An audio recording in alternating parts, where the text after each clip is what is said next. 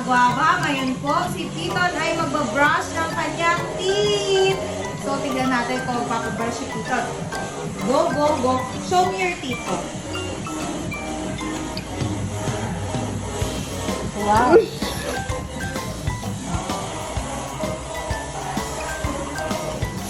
Yan, para fresh ang kanyang breath.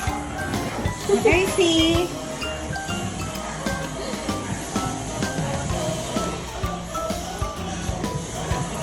Wow. Kinakain niya ko.